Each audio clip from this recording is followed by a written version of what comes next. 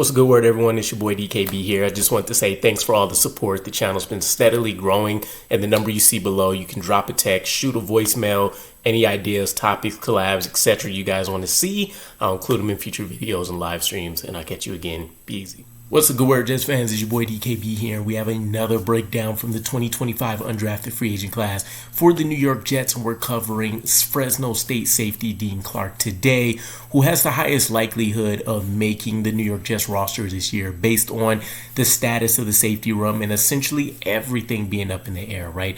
I think Andre Cisco, Tony Adams returning, of course, are your two most likely starters, but I think Malachi Moore can definitely make a strong push. And then outside of undrafted free agents that we've had from last year that we've chatted lightly about, next up are going to be this undrafted free agent crop of safeties that we brought in. And Dean Clark is really interesting because he's been in college for 6 years, so a ton of experience, but he also brings the physical build, some of the traits, some of the qualities that you look for. I mean, just walking off the bus, he's going to be viewed as a NFL safety, right? He has to look for it, which is half the battle when it comes to football. The other half is the mental piece, and I think he brings a lot of surety.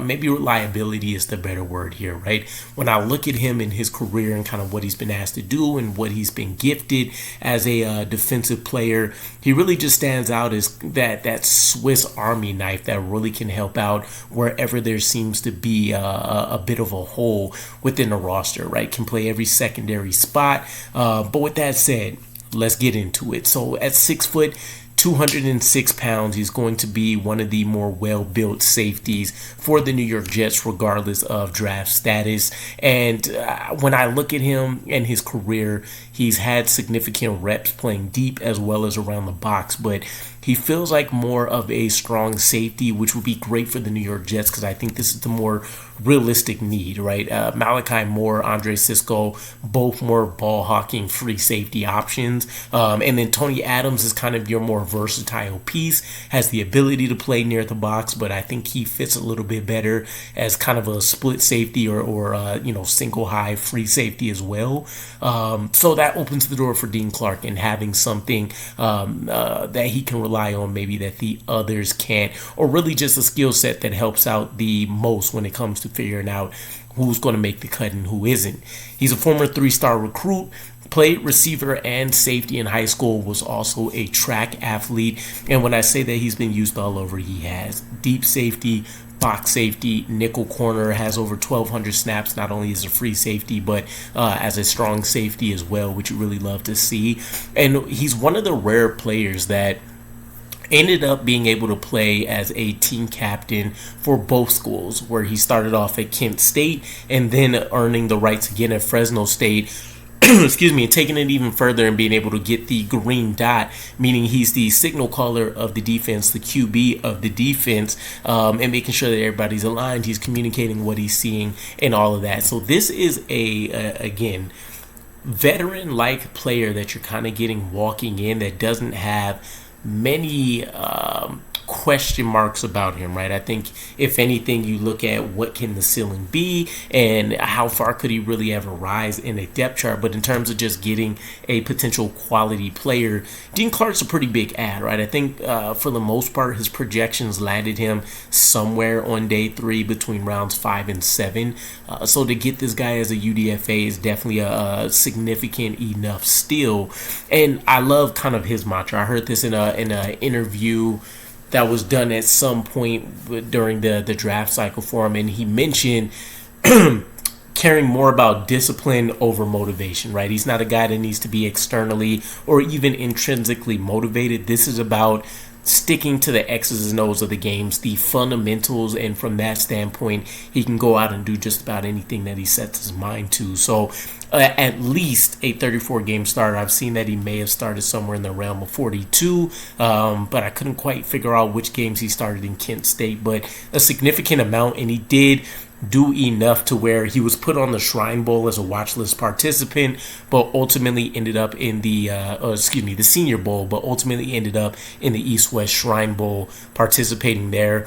Coming off of 2024, where he had 63 tackles, 3.5 tackles for loss, 2 sacks, a interception, 3 quarterback hits, and 5 pass breakups. He was filling the sheets, as you'd expect for someone that's being asked to fill a multitude of roles. And the thing I love most is if you want to send him out there as a blitzer, there's a comfort level that you have. If you need him to play an enforcer role, he has the build, he has the mentality, and he just has the aptitude to be able to complete that as well. If you need him to try to ball hawk for you a little bit deeper down the field, he's capable of doing that as well. And so picking up all of these roles and being able to do it at a modestly high level is something that's appreciated, right? I think many people get the Swiss Army knife title attached to them, and realistically you're just throwing a body in a position, whereas with Dean Clark I think you do expect a certain level of play from him no matter which position you're asking him to man. Now there's some intriguing things about him because PFF I don't put a ton of stock into, but as they continue to refine things and stuff like that, it's still a pretty good talking point, and they're not so far off the mark anymore. I would imagine that is just complete nonsense, but it feels like we got a borderline top 10 safety from this draft class. And I know the talent level or maybe the consistency from the first ranked player to the 10th could be pretty steep, but still a top 10 of anything at any given position is still pretty solid to pull away. So per PFF, he ranked top 10 in coverage grade since 2023 with the most coverage snaps in that class. He was hovering somewhere around 900, I think it was 958 to be exact, but essentially about 50 to 70 more snaps than anybody else in this class. He was also top 10 in coverage where there was no pressures. Basically, the quarterback had a clean pocket. He was top 8 when he was lined up in the box, which helps the argument of him maybe being more of a box safety for us. And then he was top 5 in forced incompletion rate, which you love to see. So I think he can do, again, a little bit of everything, but overall, he feels like a guy that may just be limited by not being in one position, right? This is the question mark that I think falls in play when you have the Swiss Army knife type of player, is that when they can do a little bit of everything, they also end up not doing a whole lot of anything, and it kind of works against them, right? I don't want to use this comparison again, but essentially, how can you master one specific craft? And it's not to say it can't ever be done. It's not to say that it can't ever be done, but it's so much harder in the NFL, even though this becomes your job. You don't have to worry about school and going through homework and classes and you know, school-related life stuff and all of these things.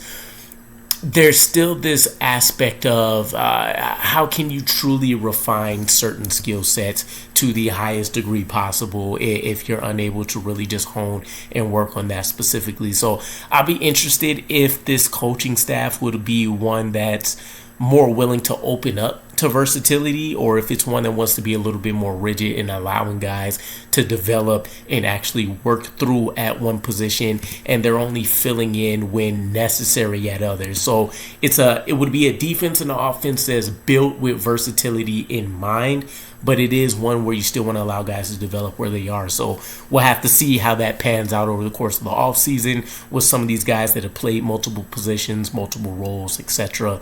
As mentioned, he went to Kent State. He actually ended up essentially playing in 3 different defenses during his tenure there, which was a big reason in addition to his, I think it was the head coach leaving, but basically a new coaching staff coming in that transferred him to Fresno State. And he had really, really solid years in Kent State as well. Actually, you can make the argument one of his best years was in 2021, and then in 2022 he ended up suffering through an Achilles. took a pretty significant amount of his time, and so he ended up taking his final 2 years at Fresno State after his recovery. But when you look at him, I think some of the things that stand out on film would be the aggressive hands that he plays with, not only when there are situations where he's looking to press, but also when he's looking to take on some of these blockers and find a way to get to the ball carrier as quick as possible. He's going to the action and not allowing the action to come to him, which is a huge plus. I think he also possesses the range that's needed.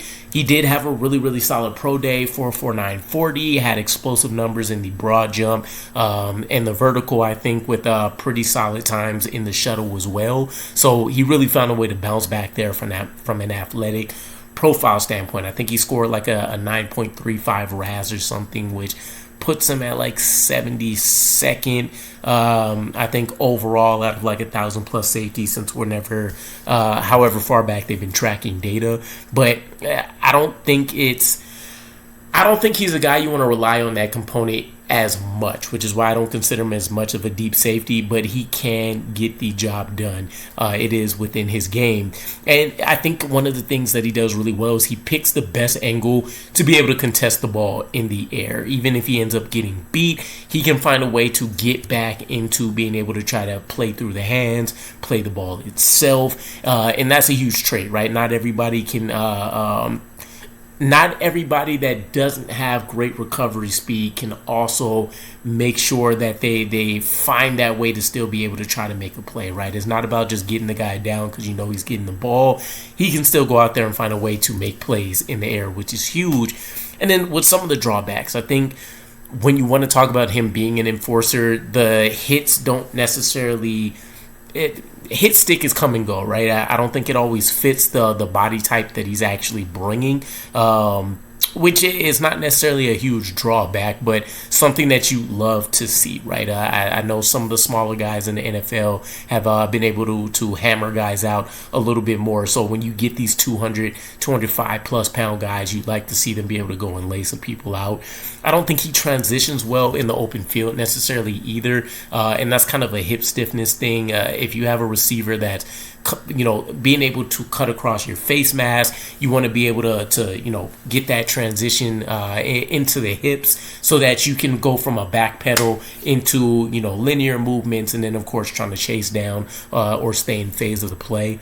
And then the eye discipline with the note about route combinations needs to improve, right? I think if you talk about a bunch of guys being stacked up, right, this is a thing that can catch many DBs off guard. But even in situations where guys aren't stacked and there's maybe just a couple of receivers on his side of the field, the eye discipline isn't always there. And it's not him watching the quarterback per se, or even just being locked into what the receiver is doing. I think that he's trying to mentally prepare for what kind of route combinations he has going on. And so by the time that the action is actually snapping, he's looking to just kind of scan his side of the field, maybe the other side of the field real quick to see who may be coming into his zone. And it ends up just being too much turmoil, right? So I think that's a situation where he'll need to just study up on route combinations, one, and then two, really just get an idea for not doing too much within a defense, right? You hear players talk about that all the time, especially on the back end of a defense. You really just need to be concerned about what your main responsibility is. I won't say it's rare, because I've had some coaches that have chewed people out for plays they thought they should have made, but generally speaking, a coach isn't going to frown upon you severely for not making a play where it wasn't your responsibility, right? That's going to fall on somebody else, although you'd love to see someone be able to pick up the slack. But with that said, Dean Clark, I'm intrigued by him. I know Jordan Clark, Ryan Clark's son, is going to be another intriguing name, so I can't wait to dive into his tape. But I was also really big on some of the UDFAs from last year as well, so I want to see what that pecking order ends up looking like. But kind of getting, again, a veteran workman-like blue-collar safety on the back end is still a pretty big get. But let me know what you guys think. I'll catch you guys again. Peace.